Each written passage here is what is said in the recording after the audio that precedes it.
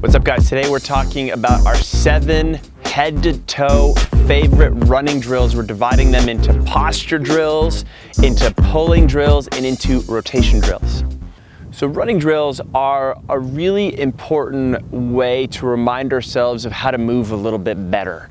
And a lot of times when we do any type of drill, it's an exaggeration of some sort of movement that we want to foster and promote even further. And just really to draw that connection with how we move our bodies. So much of our day-to-day, we're not aware of how we're sitting and standing. We're not fully conscious of what's going on.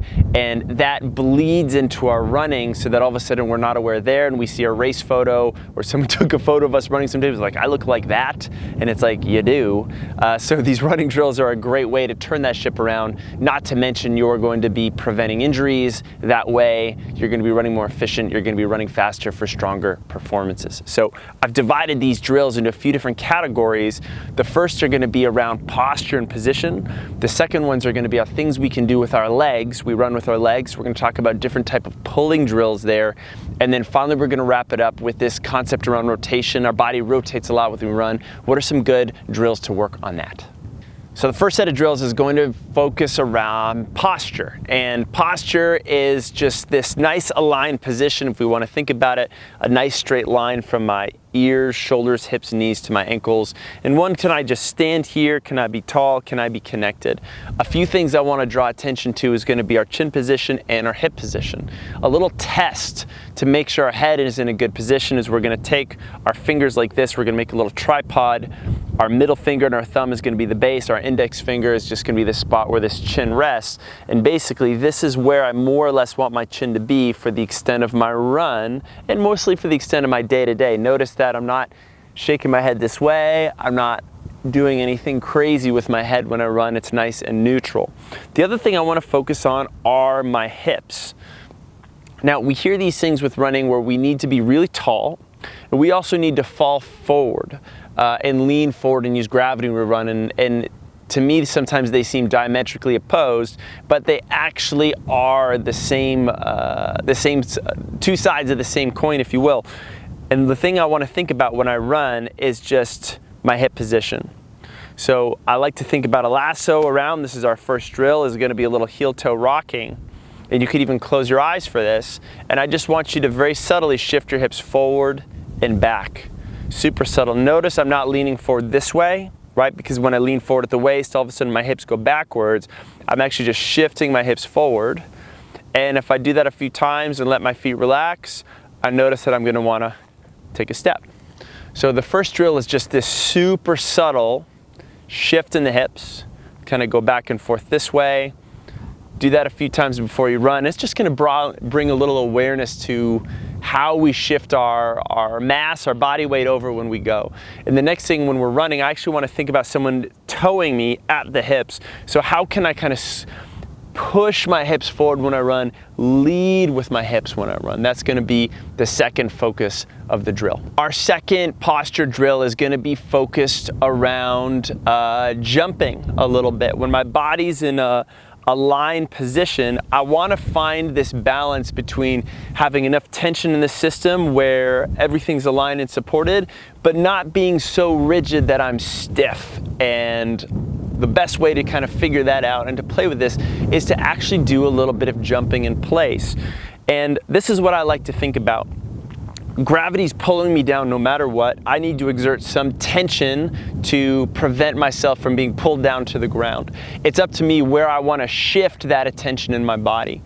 If I can draw a little attention here and keep everything nice and aligned, what that's going to allow me to do is keep my shoulders relaxed, my breathing relaxed, and my ankles relaxed. So when I jump, all of a sudden I can tap into that elastic energy return that is stored up in my feet and my Achilles and my calves especially, right? And I get this little bounce and I can tell that I've got this little heel kiss here. This is a nice little bouncy run, and I could do a couple rounds of 30 seconds of just jumping like that in place.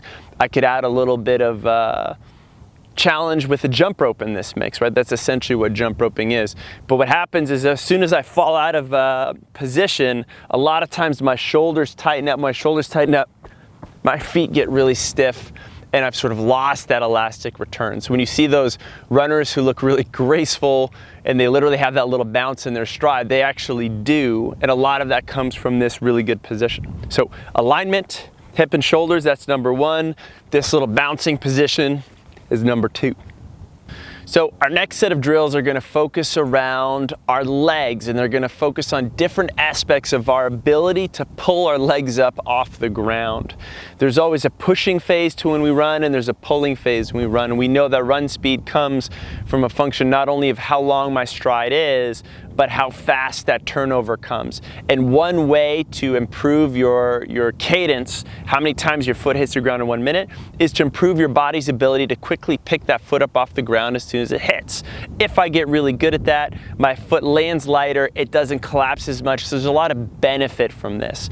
And we started with posture because I can't pull if I'm not in a very good position to start. So we start with general position, and then from there this pulling can happen a little bit better. We're gonna get started with our high knees. It's a classic, but it's a classic for a reason because it's so effective. It really gets our hip flexors firing, and it really exaggerates this front part of our stride where this knee comes up really, really high. Some coaches talk about this knee lift. So what I like to do is a wave of a high knee at 50%, of 75% and 100, because who wants to sprint out of the box? It feels terrible. So this 50% high knee is gonna be something like this, where I'm here. All of a sudden, if I move to 75%, a little bit higher, I gotta be tall. I'm noticing those abs are a little bit more engaged. 100%, whoo! Knees are up there, all the way up that 90-degree angle or more. Oh God, I'm just out of breath doing like 10 of those things. They suck, but they really get this fired up.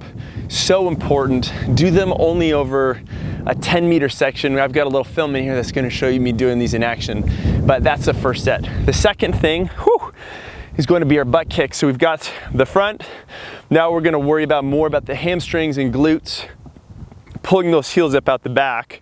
So once again, 50% butt kick, just to get things turned on a little bit. Once I have that 75% a little higher, this is all a game of subtlety, right?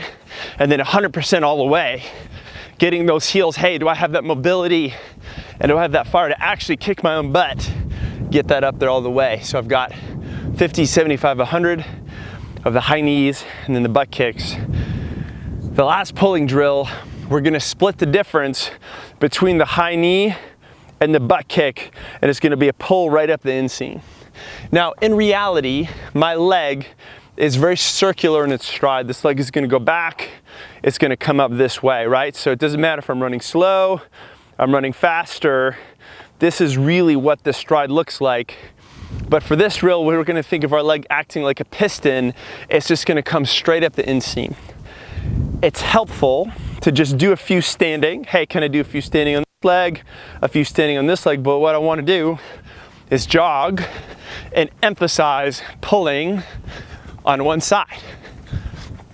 And notice, a lot of times when I do this drill, when it goes wrong, it looks like this.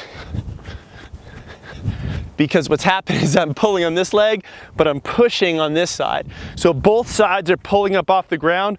I'm just emphasizing that pull on one side a little higher. And what I could do is 10 on the row on the left, and so on. I could move to do 10 on the row on the right.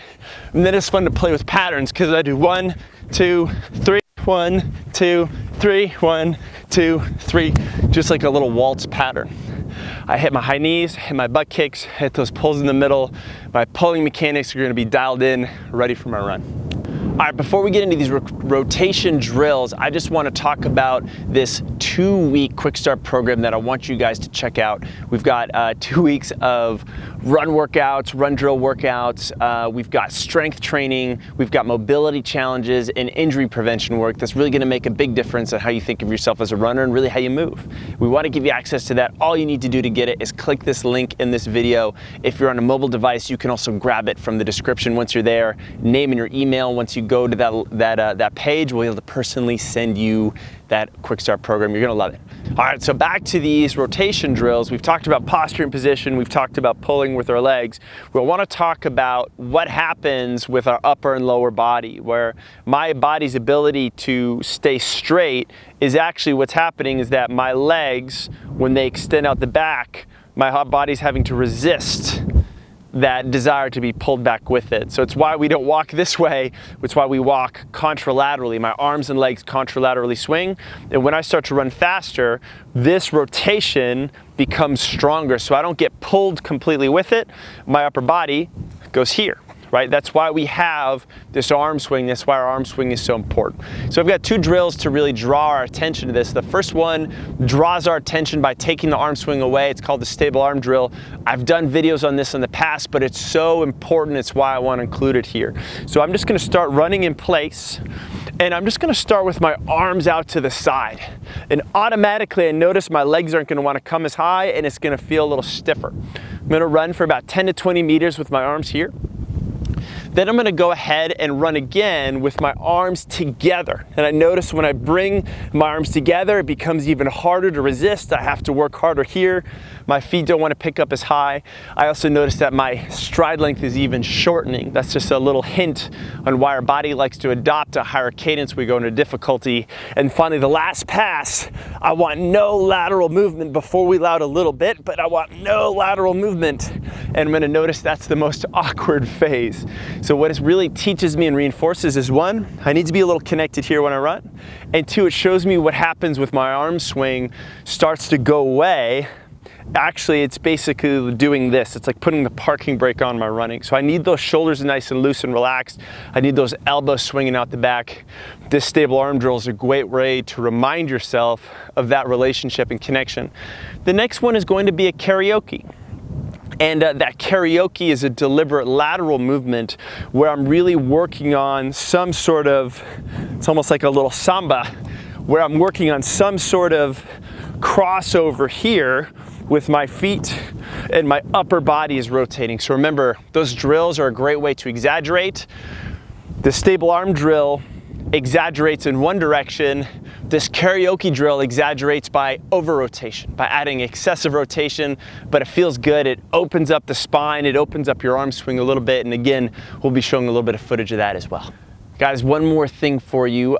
If you like this video, go ahead and let us know. Hit that like button real quick. If you have any questions on those running drills we talked about today, hit us up in the comments. Of course, subscribe to the Run Experience, the YouTube channel. We've got so many great more videos around running drills like this, as well as strength training, injury prevention work, marathon training tips, and other racing tips. That's all in there. And finally, we have 2 weeks of run strength and mobility training that we want to give you. We know it's going to make a huge difference in how you think about yourself as a runner and as an athlete and as a mover. All you need to do to get it is hit this link in this video. If you happen to be on a mobile device, just hit the link in the description down below. It's going to take you to a page where all you need to do is enter your name and your email, and we'll be able to send you that 2 weeks of run technique work, of strength and conditioning, as well as injury prevention and mobility challenges. Again, thanks for watching this video. We'll see you in the next one.